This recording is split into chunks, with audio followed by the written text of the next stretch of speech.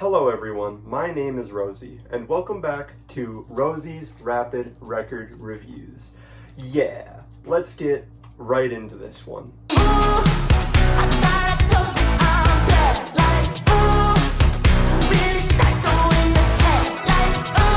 Today, we are going to be talking about Camellia's 2015 album, Crystallized. And Camellia, like a lot of EDM artists that I want to get to on here, was very influential in me figuring out how much I loved albums and just getting into music in general. Before I start talking about individual tracks, you know what goes on here. We draw the album art in a timely fashion, horribly. And today we did this, and I think it looks pretty sick. I wish I could have got the crystallized thing over here a little bit better, but with the markers and like what I have right now, it's really hard to fill in this blue stuff without it making just a really bad like smudge mark on the page. And if you want to see the actual art, you can look over here, which pretty cool in my opinion. I feel like it fits the album very well, and it's just striking. It's something that you remember. And now to get into the tracks on this album, I feel like it starts off in a very non-Camellia way, honestly, because we get this 7-minute slow burner like trance track, and everything about Reign of Amethyst is fucking amazing. I have no notes for this song. I feel like he executed what he wanted to do perfectly. These little chip tune like melodies in the build-up are great.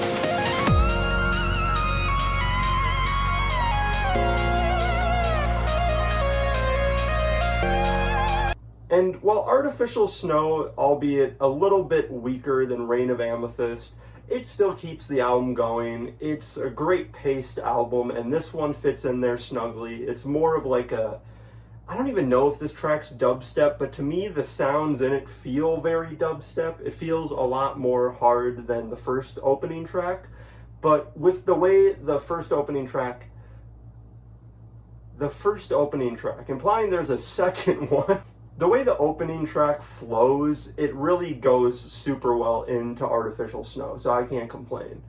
But track 3, Amorphous, is one I really have always loved. And it's mainly because of that bass note that goes throughout the whole thing, that sound already on its own is super addicting, and the little melodies he plants under it throughout the track are really nice.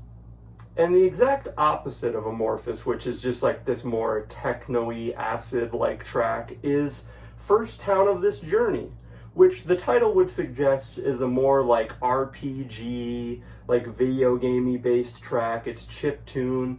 And how can you listen to this without having a smile on your face?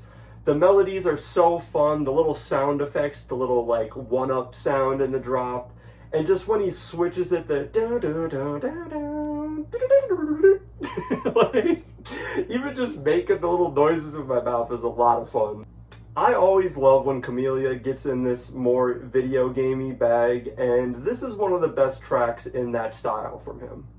I've just got to say something. I'm looking over on Spotify, and fuck Spotify, they love their AI drones, but I'm looking over at Spotify, and this has 400,000 plays. This is one of the least played Camellia tracks I've seen. What in the fuck is going on with y'all? And the song I'm talking about here is Yesterday. I mean, the melody in this song, the little vocal effect he does over the build-up, and then once it slows down and you get into that drop, and it's just one of the hardest, most exciting bass house drops you've heard. I fucking adore this song. Every little melody, every little part of the drop, when it cuts out for a second and you just hear the dude going, say what, it's peak, bro. I hate to just dumb it down to that on this channel, but it's fucking peak. Even that little melody in the background, like that's just such classic Camellia bullshit right there. And I love that that's one of the things that starts and ends this track. It just makes it so memorable right off the bat, and I know, okay, I'm about to listen to Camellia Yesterday. I'm gonna have the time of my life for like 4 minutes. And then we have Light It Up and Nuclear Star, which is the weak section of the album. Is what I would have said like 3 or 4 years ago. These two songs are fucking insane. I don't know what I was on back then. I don't know, probably just fumes from like COVID just going away in my brain. But Light It Up is incredible. And this track has hands down the best drop on the album. And I just said Yesterday was one of my favorite EDM tracks ever. But the last drop in Light It Up is just some of the greatest hardstyle, happy hardcore shit I have heard. I love just how exciting it is. It's so fun to listen to. It gave me chills while I was drawing this, which honestly a lot of these songs did. He's just got these melodies that just make your hairs raise. I don't know what to say. And then Nuclear Star, like I said, another banger. This is an album where I feel like the hardcore cuts actually really stand on their own.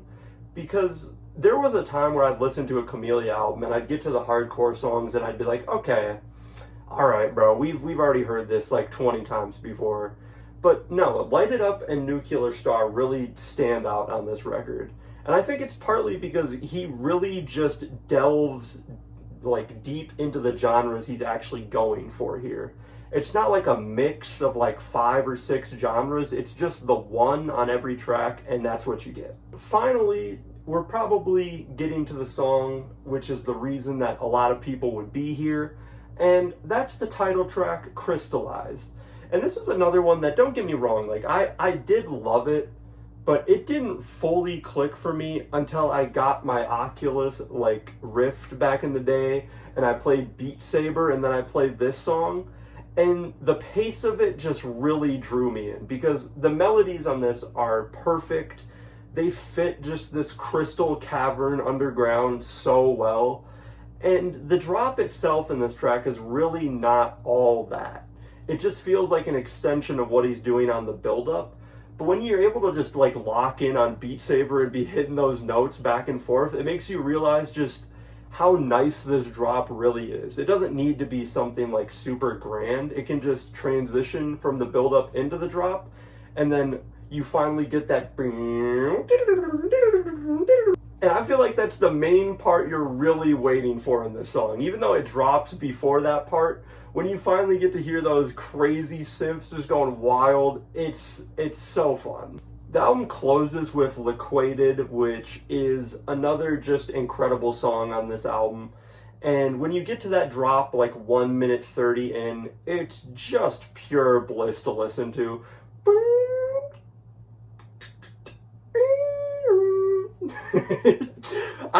It's so hard for me to say, because like, what are these fucking sounds? It's just Camellia going crazy. Like, yeah, there's a nice bass on here, but I feel like my favorite sounds on this album, I really wouldn't even be able to tell you what they are. They're probably just some sort of fucked up like synth or bass synth or some concoction of the two. Before I go, I want to say that I think this is the Camellia album I picked out because it's just a perfect middle ground of what he's doing in those first couple albums, minus the Miku Rock albums. Nobody knows about those. And the newer ones. And it just takes a perfect middle ground of having these extreme, crazy parts, but not having them in excess. It's like Heart of Android, we might get to it at some point, and good God, I don't even want to think about how long that video will be. But I feel like this one is a little bit better, just because this is something I'm going to put on all the time. If I want to put on a Camellia album, this is the one I'm putting on. And there's not even another one that's close in that case for me. But all those albums have their own great songs that stack up to the best songs on here, so it's just really a matter of preference. But, you know, what do you think? Leave your favorite Camellia album in the comments section. I never say some shit like that, so it was like weird to say that, but you know. I hope you enjoyed watching. I'm going to play my favorite songs at the end here, and I will see you all in the next one. RRRR.